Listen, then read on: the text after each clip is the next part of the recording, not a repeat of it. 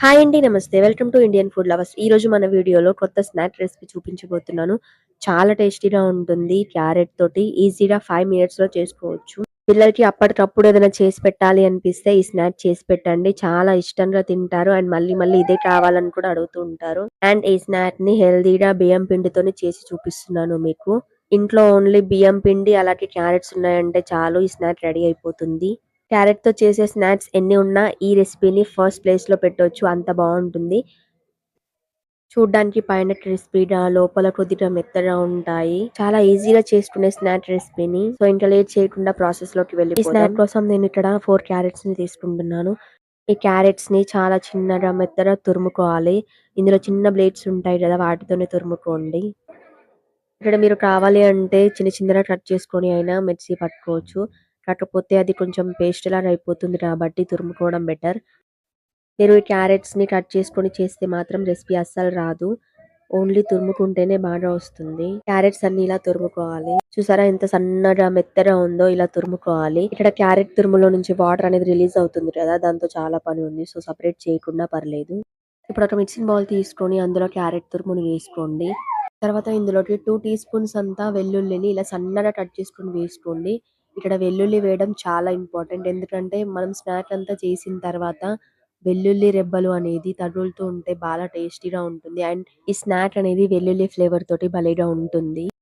తర్వాత ఇందులో 3 tea spoons అంతా బియ్యం పిండిని వేసుకోండి. బియ్యం పిండి వేసిన తర్వాత క్యారెట్ తురుములో నుంచి వచ్చే వాటర్‌తోనే పిండిని మొత్తం కలుపుకోండి.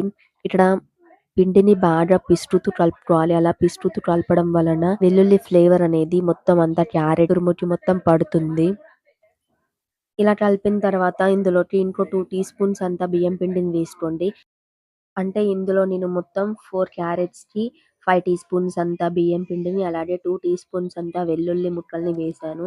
ఇందులో మిగిలిన బియ్యం పిండి కూడా వేసిన తర్వాత బాగా కలుపుకోండి. ఇక్కడ కన్సిస్టెన్సీ అనేది క్యారెట్ తురుము ఎక్కువగా కనపడకూడదు. అలానే పిండి కూడా ఎక్కువగా ఉండకూడదు. ఈక్వల్‌గా ఉండాలి. తర్వాత ఇందులోకి 1 ½ టీ స్పూన్ కారం వేసుకోండి. అలాగే హాఫ్ టీ స్పూన్ ఉప్పును కూడా వేసుకోండి. ఇందులోకి కారం, ఉప్పు అనేది ఇప్పుడు నేను చెప్పిన కొలతలు వేసుకోండి సరిపోతుంది. ఎక్కువగా ఉంటే టేస్ట్ అంత బాగోవు. అలాగే హాఫ్ టీ స్పూన్ అల్లం వెల్లుల్లి పేస్ట్‌ని వేసుకోండి.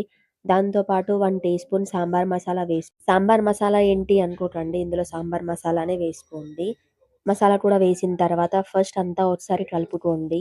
ఇలా కలిపిన తర్వాత ఇందులోకి కొద్దిగా వాటర్ పడుతుంది. సో, ఇక్కడ నేను 2 టీ స్పూన్స్ అంత వాటర్ మాత్రమే పోస్తున్నాను.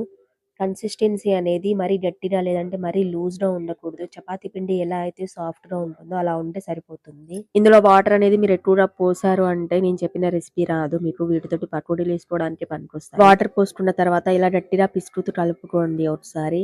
ఇలా కలిపిన తర్వాత పిండిని తీసుకొని 2 భాగాలు చేసుకోండి. ఇందులో ఒక భాగం తీసుకొని ఇలా పొడవుగా రోల్ చేసుకోండి.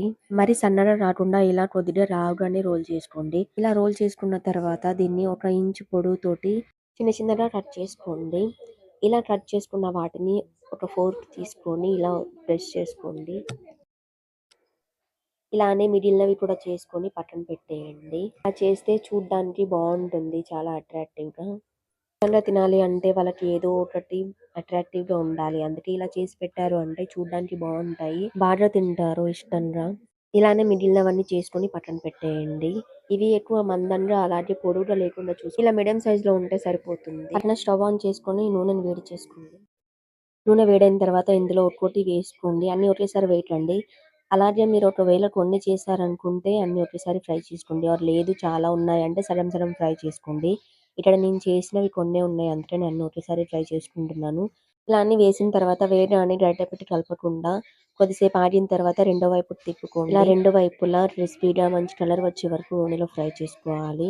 మంటని మీడియం ఫ్లేమ్‌లో పెట్టుకొని మాత్రమే ఫ్రై చేసుకోండి. ఎందుకంటే హై ఫ్లేమ్‌లో పెట్టారంటే పైన అంతా మొత్తం మాడిపోతుంది. లోపల మాత్రం అలానే ఉంటుంది. ఇలా మీడియం ఫ్లేమ్‌లో పెట్టుకొని ఫ్రై చేసుకున్నారంటే బయట అలాగే లోపల ఈక్వల్‌గా ఫ్రై అయిపోయి క్రిస్పీగా అవుతాయి. ఇలా ఎర్రగా మంచి కలర్‌లోకి వచ్చిన తర్వాత ఆయిల్‌లో నుండి తీసి ప్లేట్‌లోకి తీసుకోండి. అంతే అండి, రెడీ అయిపోయాయి. వీటికి ఎక్కువ ఆయిల్ కూడా పట్టదు. అందుకని పిల్లలకి ఎలాంటి డౌట్ లేకుండా పెట్టేయొచ్చు. ఈవినింగ్ టైంలో పిల్లలకి ఏదైనా చేసి పెట్టాలి అంటే ఈ స్నాక్స్ రెసిపీని చేయండి. చాలా ఇష్టంగా తింటారు. అండ్ ఈ వీడియో మీకు నచ్చితే లైక్ చేసి సపోర్ట్ చేయండి. మీ ఫ్రెండ్స్‌కి, ఫ్యామిలీ మెంబర్స్‌కి కూడా తప్పకుండా షేర్ చేయండి.